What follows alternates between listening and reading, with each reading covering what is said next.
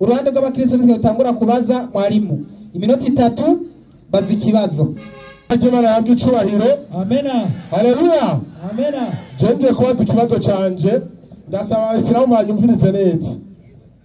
Bimwe umuntu kitagiye kuvuga simbazi biharage ngo nyishuri renga oya uyishure ibihwanye n'ivyo nzobambajije. Somera sahibu kari havuga gute? Haravuga ngo amajani ndira mutatu havuga gute?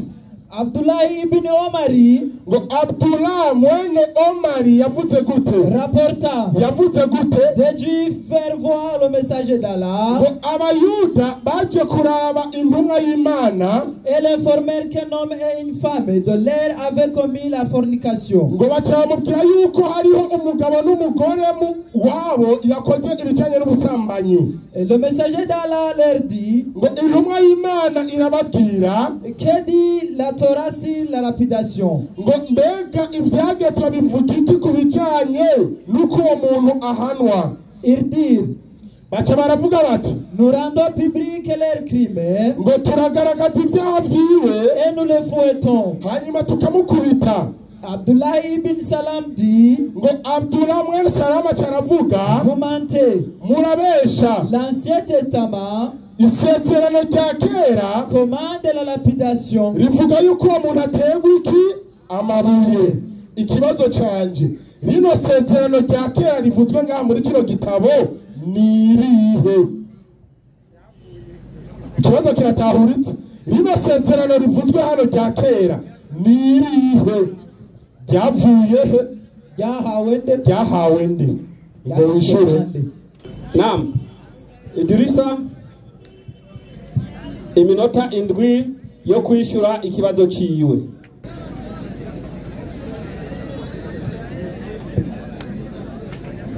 Naam. Assalamu alaikum wa rahmatullahi wa barakatuh. Mbere ko ntangura mu mpero sahibu hari.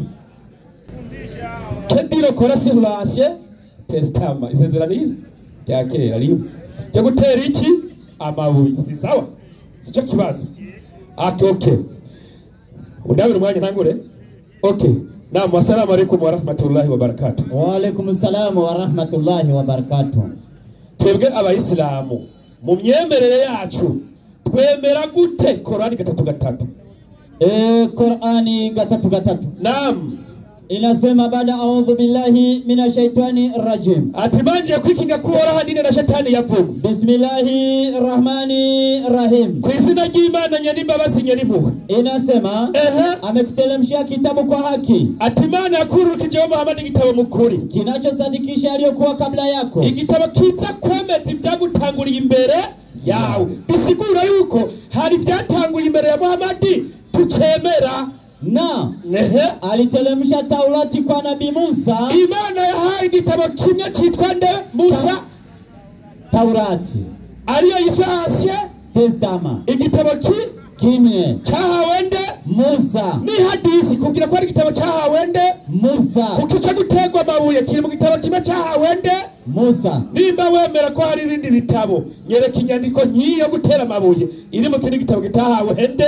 Musa. Muri Bibiliya mufise kumbukumbura Taurati kusubira mu vyagezwe. Rero muri ivyo vyagezwe mwasubiyemwo byari vyagezwe niyo hari iyo nyandiko gutegwa iki amabuye. Ikibazo uno Musa basamaye muri abatera baratubwira nimba muri abatera murafise cagezwe ca Taurati muge nyimba muzi ko mutayabatera mwarayihinduye muca muyita kumbukumbura Taurati gusubira mu vyagezwe.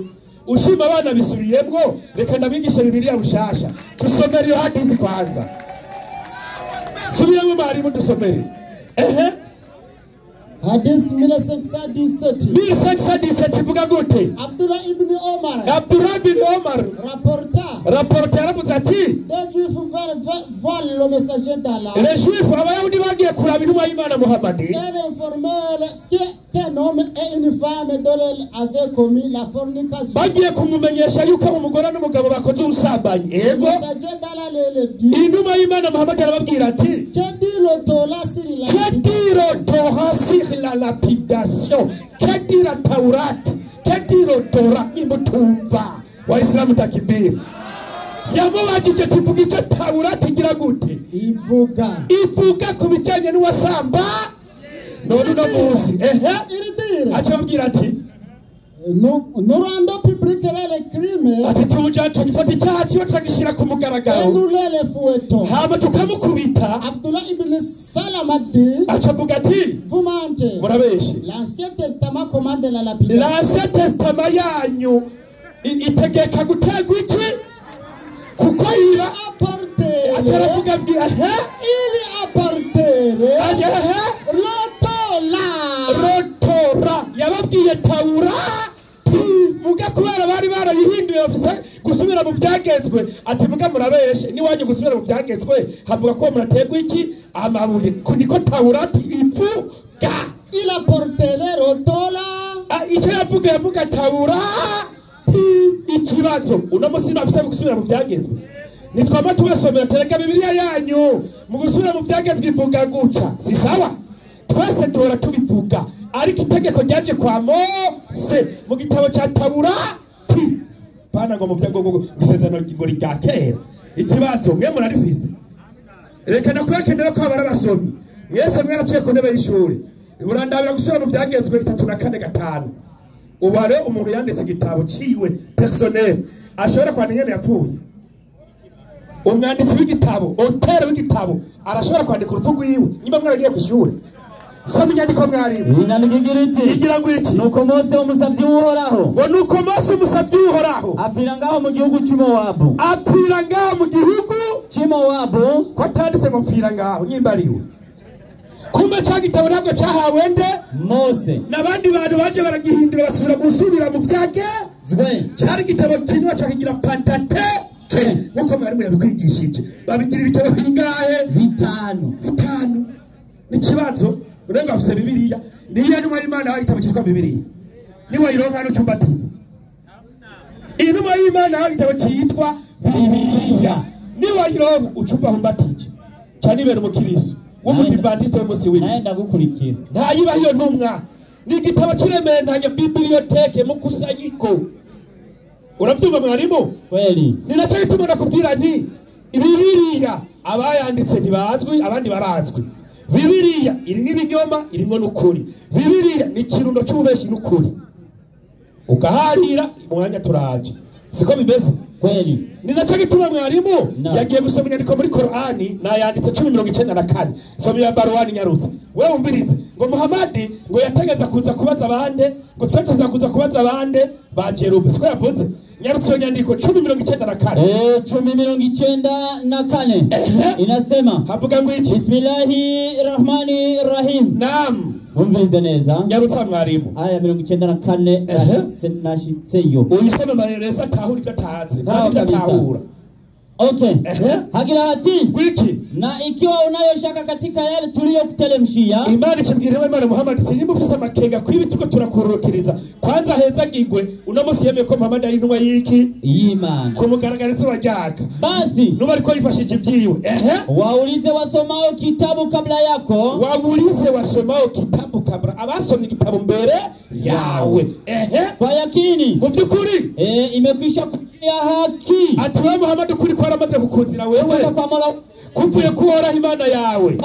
basi mwawenye shaka nyarutsa ubusobanuro nari nakubwiye ubusobanuro kuingia shaka wewe ati niwagira amakenga yo Muhammad au mwingineo chagundi katika huu wahi tuliokuteremshia ati kuruhusu buhanuzi twakuhoshuriye Muhammad basi waulize watu wa vitabu vilivyotangulia babanza barose ibitabo byabaye ubwa mbere walivyoteremshiwa burukirijwe manabii wao ikibazo ibyo bitabo tubabanza babisomye ni bya bindi byurukirijwe intumwa n'abahanuzi kugira ngo mwegerwe tukubatse n'uwabahanuzi yahawe igitabo cyitwa Bibiliya kugira tumenye tubaza wewe abo tubaza ni Mose yahawe Taurati ni Daudi yahawe Zaburi ni Yesu yahawe Injili si wewe salamu alaykum alaykum assalam wa rahmatullahi wamukurikiranye ivyo yavuze mu minota 7 akira mikrofone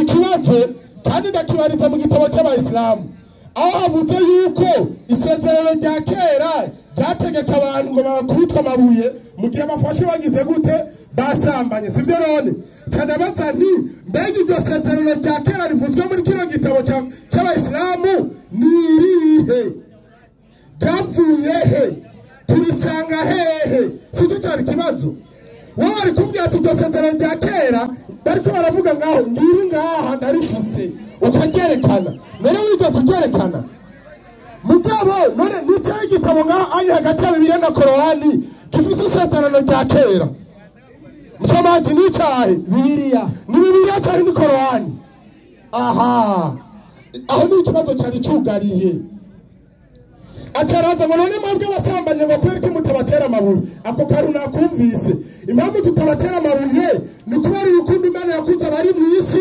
rwatumye itanga umwana wawe w'ikinege ngo iminsi yose naza foriri ariko azaba nk'ubugingo budashira ivyo bavyarazi igihano cyo kwicisha abantu amabuye Yesu Kristo yaraje arafa kubw'ivyaha by'abantu ubu uyu cumuye ukanga kwihana urindira umunsi w'urubanza niko bimeze ivyo biratahuritse nusubire kubizana ngaho muri kurabicishamo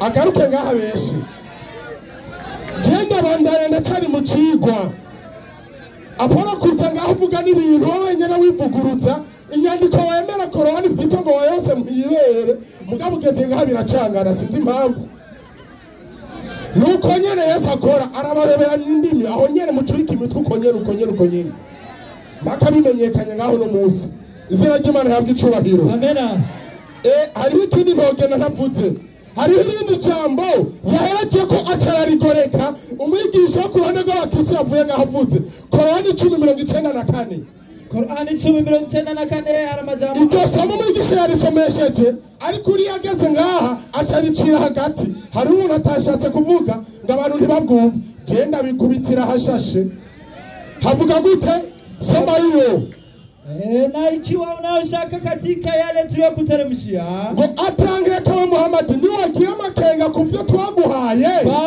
basi ngo kubwivyo waulize wale wasomao vitabu kabla yako baza abandi basomye ibitabo imbere yawe wumvise ari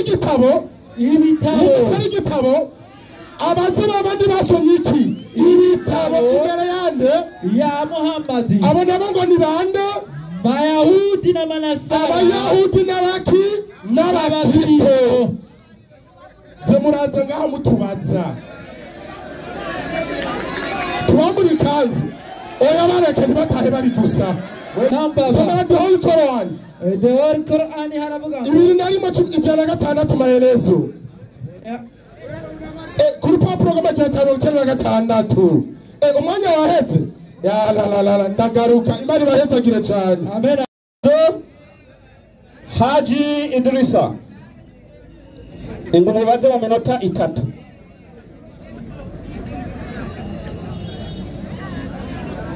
umubaze ikibazo ciwe ikibazo mu minota 3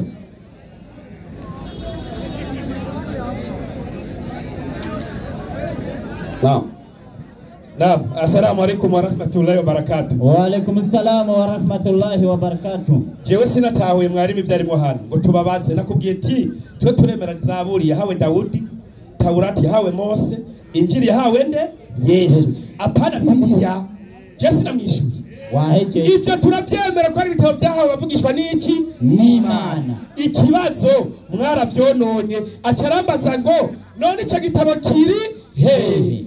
Kwera yaravyo bakijanye uburizo bakijanye igitabo cy'amakabayo ba mbere 1:5 mwabijanye hehe ni hajya inasema havuga gwiki siku ya 25 ya Kislevu umunsi wa 25 ya Kislevu siku ya 25 ya Kislevu mwaka wa 145 naam waliweka chukizo la uharibifu juu ya madhabahu na katika miji ya Uyahudi na katika miji ya Uyahudi kila upande walijenga vimba dhahabu endelea na sengani sisi na vitabu vya vya sheria vilivyovipata walivyovipata walivilalua vipande vipande, barabitabaguye ibice bice, baramwanyagura, baratabagura, bice bigenda gute, wakaviteketeza, barabiturira. Mtu yeyote, umuntu wese aliyepatikana na kitabu au yafata igitabo cy'ibyagezwe bya Mose, aliyeonekana canke yaboneka ko cemera, anaifuata sheria, kwa kurikira igitabo cya Musa, alihukumiwa kufa. mwaca mumwica kuko mwagisubiyemo muragikosora. Warazo utaziyo mbwene mwabigenjeje, ndabibona umunota umwe. Nuko vyagenze. Ikibazo canje ibyahishuriwe Yohana 2:18 nyarutse 2:18 nyarutse mwarimu 2:18 igitabo cy'ibyahishuriwe Yohana. Naam, ikibazo canje cyumvirize inyandiko igira ngwiki igira iti uwumva wese amajambo yavugishijwe muri iki gitabo, uwumva ngo amajambo yavugishijwe muri iki gitabo, ndabishingira intahe kuri we nti nihagira umuntu azokungurira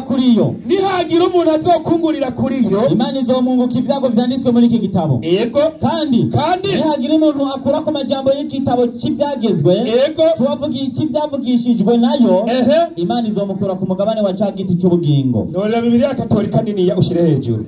Kibazo canje cyumviritse. Iriya Bibiliya igizwe n'ibitabo 73. Si sawa? Bibiliya yera shira hejuru ayibone. Ijya Bibiliya yera igizwe n'ibitabo 66. Kandi zose zanditse ngo ntukore ko kandi ntiwongere ko. Ikibazo hagati y'izi Bibiliya zibiri, iyavuye ku Mana ni yihe? Ni bande bakuyemwo? Ni bande bongeyemwo? Mbega ababongeyemwo bari mukuri canke n'ababeshi? Abakuyemwo bari mukuri canke n'ababeshi? Salamu alaikum. Wa alaikum salam wa rahmatullahi wa barakatuh. Waislamu takbir. Allahu akbar. Bigeza aho biryoha. Mwenyekiti ngo hagurutse umwarimu yishura ikibazo cy'abandi. Sawa.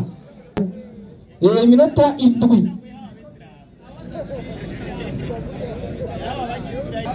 Naam. Izina ry'Imana ry'icubahiro. Amena. Haleluya. Amena. Rero shehe avuye ngaha yatoye hajya ibitabo bibiri.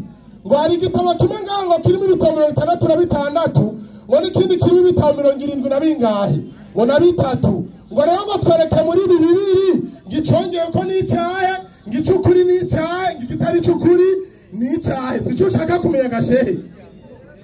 Ariko nagoma ndakubwira yuko kijya kigabani yatanguye arasoma ngasoma muri ba Makabe, umviriza ndakubwire Bibiliya igizwe n'ibitabo 66, hanyuma hakaba ibindi bitabo 7 bitondora kahise k'abayuda bari nyagano. Ivyo bavyita ibitabo vya Apokrifa. Navyo mwari munsi. Rero ivyo bitabo naco bitwaye kuko bitondora inkuru z'abayuda ari nyagano. Nibitabo bitondora ubuzima bw'abayuda gusa. Ivyo navyo mwari munsi. Ngene mucurike ibitabo mu bitabo. Nuko ivyo bimeze. Ariko nshangaruka kuri iryo somo Tanzania mu vyahishuriwe Yohana 2:18 zana inyandiko. Igitabo cy'ibyahishuriwe Yohana 2:18 avuga gute? Avuga ngo umviriza iryo somo niwe yarisomye.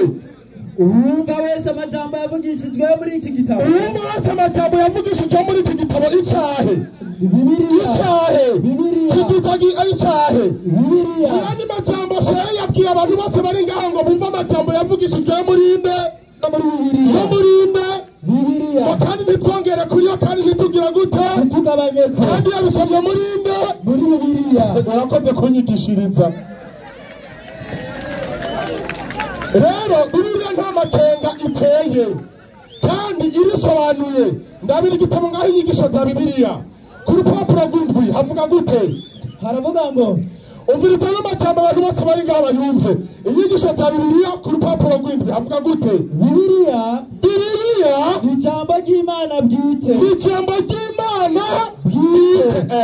Ni ingabire ikomeye cyane.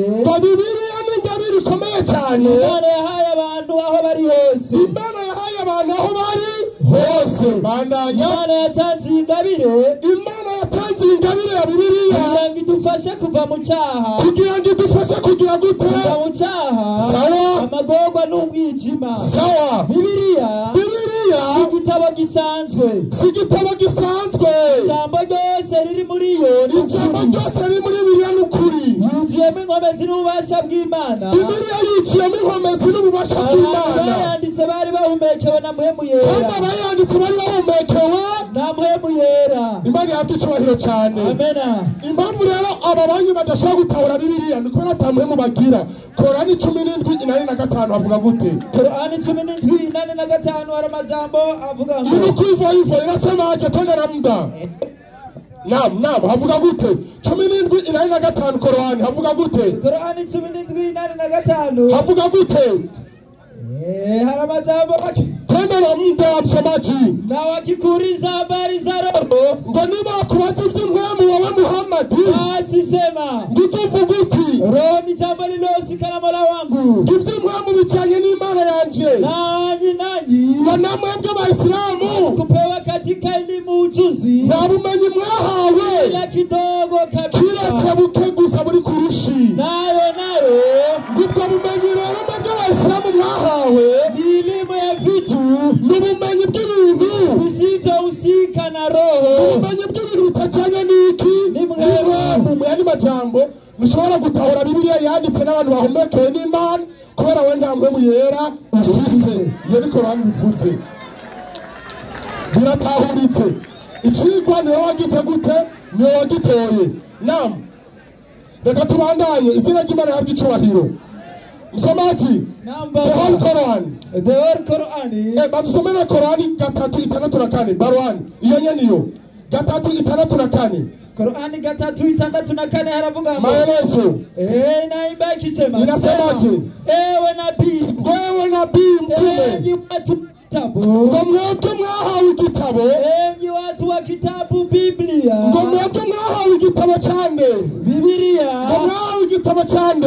Bibiliya abo bagihawe ni bande bandanya yani Mayahudi na Wakristo Abayahudi n'Abakristo bahawe igitabo cyane cha Bibiliya ikibazo rero tukiri ngaha ko muvuga ngo Bibiliya ngo yarahindaguwe mwazanye amakenga iyo iwanyu mufise itahindaguwe mukurikira irihehe ikindi kibazo Korani yavuze Bibiliya itayizi ikibazo nico yeme Korani tuko turasoma yuko igenda ishingira ntawe umviriza Bibiliya si ngombwa yishingira intahe kuko yonyene irikwije ariko kavantara Korani araza agashingira intahe mbe Bibiliya kubera yuko ni igitabo cy'ukuri cyavuye hehe ku Mana izina ry'Imana habwa icubahiro amena somaji ndabandanya the whole Quran wahabonye 21 maelezo urupapuro rw'amajana 596 amajana 596 amajana 596 somera maelezo y'umurongo havuga gute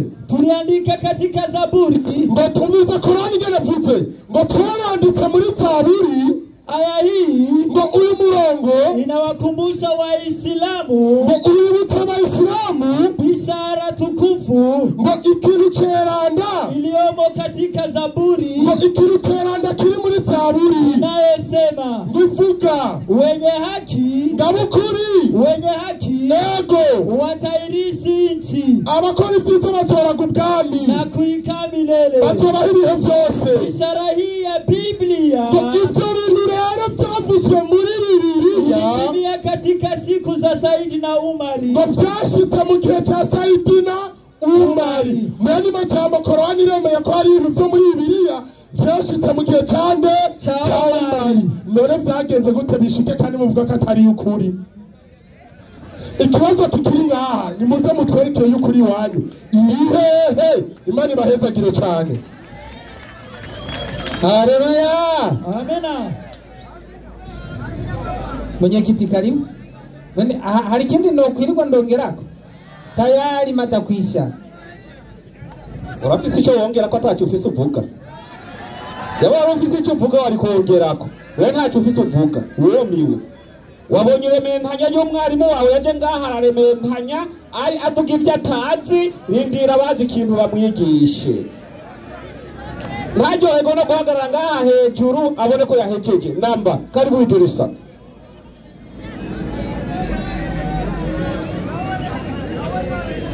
Waislamu takbir Allahu akbar takbir Allahu akbar avuze ati Bibiliya ni igitabo cyatanzwe n'iki n'Imana. burya aba bana barakwiye kubaha ba se babo.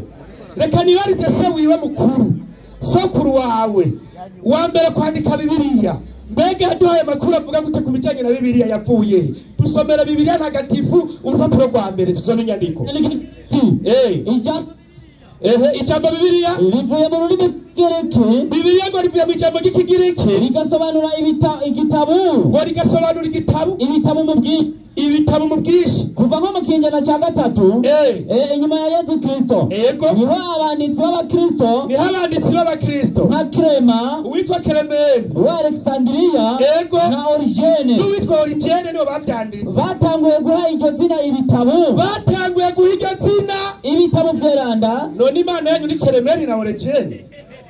Ina lillahi wa inna ilaihi raji'un. Abagabo babiri bo musenga babahaye Bibiliya nabo ahubwo muranarinda. Cyane bari iki kibazo, Bibiliya zose zivuga ziti ntukureko kandi niwongereko. Si sawa kweli? Nora Bibiliya ntagatifu mu gitabo cya Daniyeli kigizwe n'ibigabane bingahe? 14. Ni ibigabane 10 bingahe? 14. N'uwitora onyene Daniyeli gera ku bigabane 14. Bibiliya yera Daniyeli sigabane bingahe? 12. Ikibazo rero nakubajije ikibazo cy'ubwenge, ariko ruwa mu givyo mubajije zose zivuga ati ntukureko kandi wongereko. Iyo nyiri Daniyeli bigabane 14 igizwe n'ibitabo 73. Iyo nyiri Daniyeli agarukira kuri 12 igizwe n'ibitabo 66. Tureka n'ibyo, hariho n'ibindi banyegeje byitwa ama-apokrifa. None igitabo cyitwa inyishu n'ibibazo twibaza kuri Yesu, paji ya 19 wumviritse. Inyandiko igira ngo iki? Injili y'uwitwa ngo ni Toma. Wewe injili ya Toma muri Bibiliya urayifise? Yibanda cyane ku buzima bwa Yesu. Injili ya Toma yibanda ku buzima bwa Yesu. Iyo muri Bibiliya barakuye ngo fye akiri umwana. Iyo yibanda ku buzima bwa Yesu akiri umwana. Uwo mubaza ati Yesu uva ku myaka 12 gushika 33 yakora iki? Afite hagati y'imyaka 5 na 12 akivuga. Ikavuga ko yakora ibitangaro. Yesu yakora ibitangaro, kubyumviriza ibyo bitangaro. Ibitangaro bitabaho. Raba. Muri iyo njiri Yesu, muri iyo njiri ya Toma adondorwa ko ari umwana mubi. Yesu ngo ari umwana mubi, nicyo gituma babinyegeje w'inkomwa hato. Kandi Yesu yihorana ngo yama yihora mukubise kwa bya kumanguzi buye, akoresha ububasha bwiwe gukora ibitangaro. Mu gukora ibitangaro yihora bigisha ababanyi ba Yesu n'abandi bana bamakabahumisha amaso, yarabahumisha amaso akabamugaza cyane mbere akabica. Yesu ngo yari umwicanyi. Nicyo gituma igitabo cya Toma ikunda bashobora kunyagurura, nibashobora wabaza amabanganyishije. Sasa mwarimu mwiri kitabo apokrifa ndawe igitabo cy'amapambazuko ya Kristo, paje ya 13 soma mapambazuko ya Kristo.